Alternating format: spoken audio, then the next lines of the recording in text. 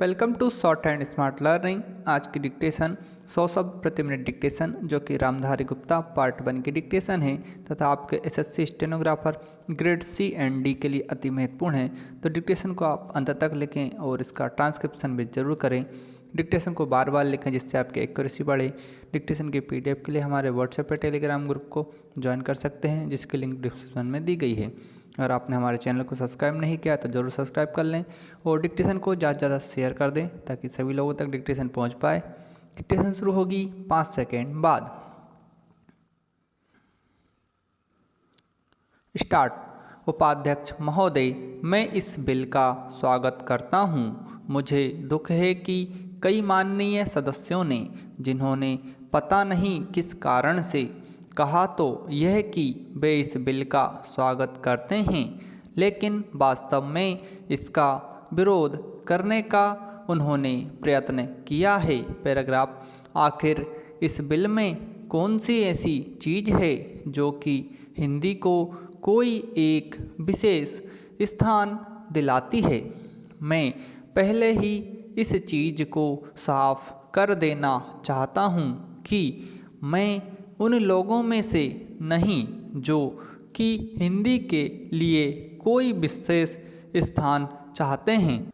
मुझे तो ऐसा लगता है कि जो सदस्य महोदय ऐसा कहते हैं कि इस बिल के द्वारा हिंदी को कोई विशेष स्थान दिया जा रहा है, उन्हें वास्तव में हिंदी का इतिहास मालूम नहीं है। हिंदी कुछ उन लोगों की भाषा है जो राष्ट्रीय विचार के थे, जिनकी राष्ट्रीय आंदोलन में बहुत हाथ था। उन्होंने इसका प्रचार किया। यह ध्यान देने की बात है कि राष्ट्रीय आंदोलन के समय में हिंदी की एक ही संस्था नहीं थी, बल्कि दूसरे राष्ट्रीय विद्यालय भी थे और महात्मा गांधी के आदेश के अनुसार वे राष्ट्रीय विद्यालय काम करते थे। उनके द्वारा भी कुछ डिग्रियां और उपाधियां आदि बांटी जाती थीं। पैराग्राफ। अब इन विद्यालयों द्वारा उपाधि बांटने का काम, जो कि उनके द्वारा पहले से किया जा रहा है, उसी को इस बिल के द्वारा यदि जारी रखा जाता है तो मेरी समझ में नहीं आता कि कैसे कुछ लोग यह समझ लेते हैं कि इस बिल द्वारा हिंदी को कोई विशेष स्थान दिया जा रहा है।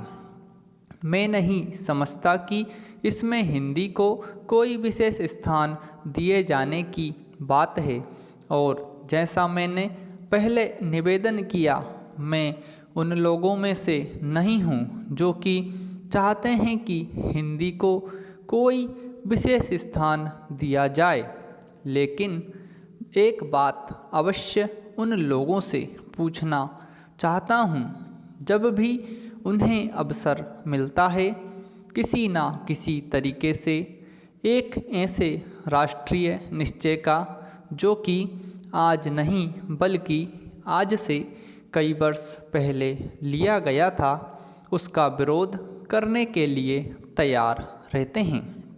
संविधान में राजभाषा के संबंध में स्पष्ट व्यवस्था दी हुई है, तो भी मेरे यह मित्र उसका विरोध करने का प्रयत्न करते हैं।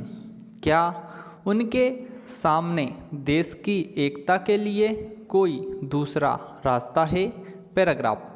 उपाध्यक्ष महोदय, यह सभी जानते हैं कि आज ऐसे समय में, जबकि देश के सामने बहुत कठिन समस्याएं हैं, यह सदन एक महत्वपूर्ण प्रश्न पर विचार कर रहा है।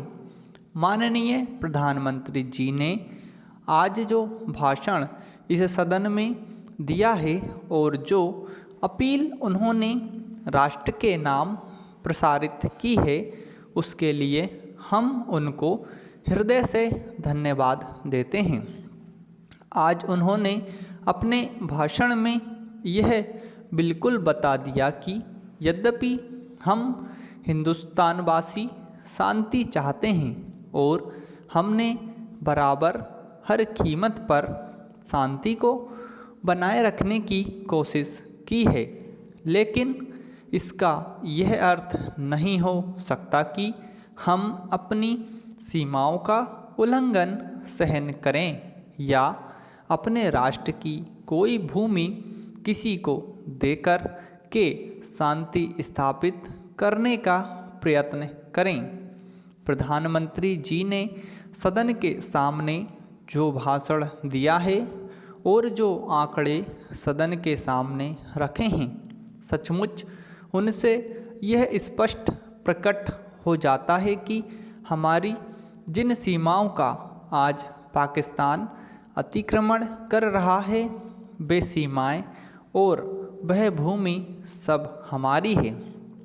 इस समय पाकिस्तान का जो रवैया है वह कोई नई बात नहीं है।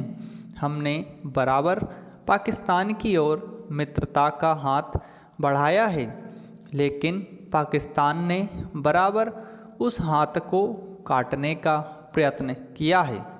देश के विभाजन के समय से लेकर हमने बराबर हर प्रश्न का, हर विषय को मित्रता से तय करने का प्रयत्न किया है, चाहे पाकिस्तान का रुख किसी भी प्रकार का क्यों ना रहा हो।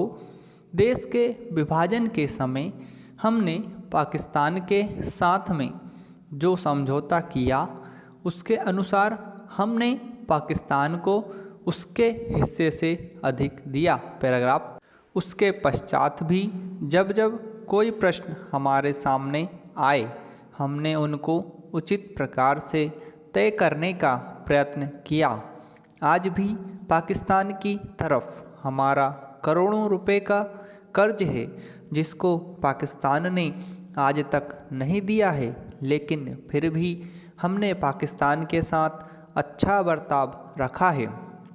आज तक जो रुख पाकिस्तान अपनाता रहा करता है, अगर वही रुख हम भी अपनाते तो नहर के पानी को बंद करके पूरे पाकिस्तान को वीरान कर सकते थे, किंतु हमने ऐसा नहीं किया।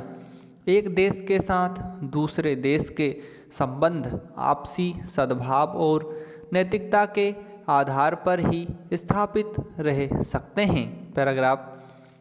अध्यक्ष महोदय, मैं आशा करता हूं कि इस सदन के लिए यह अंतिम अवसर होगा, जबकि इस संविधान में इस आधार पर यह संशोधन करने का अवसर आया है। इसलिए मैं आशा करता हूं कि इसकी जड़ में जाने के लिए हमारे सदन को और सरकार को एक हिम्मत होगी। हिम्मत की बात मैं इसलिए कर रहा हूँ कि हम में से अधिकांश लोग इसी समाज में आते हैं और हम जानते हैं कि जिनके हाथ में संपत्ति है, उन्हीं के द्वारा यह अछूत और छूत का रोग फैला हुआ है। यह वर्णाश्रम धर्म नहीं है, हमारे यहाँ यह धनाश्रम धर्म है, संपत्ति पर आधारित है।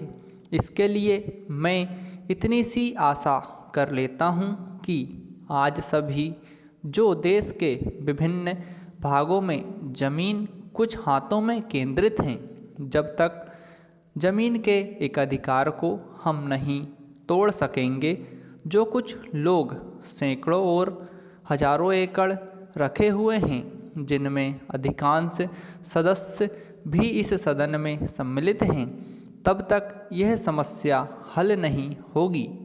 इसलिए मैं कह रहा हूँ कि सदन को भी हिम्मत होगी कि आज जिस तरह से हमने लगभग एक मत से इसको स्वीकार किया है, भूमि सुधार का प्रश्न जिसकी चर्चा उठी है और हम उठाएंगे, जो जोतने वाला है, जो खेत पर मेहनत करता है, जिसमें 100% हरिजन तो हैं ही, आदिवासी भी हैं, तो जो मेहनत करता है, ज़मीन पर उसका अधिकार होगा।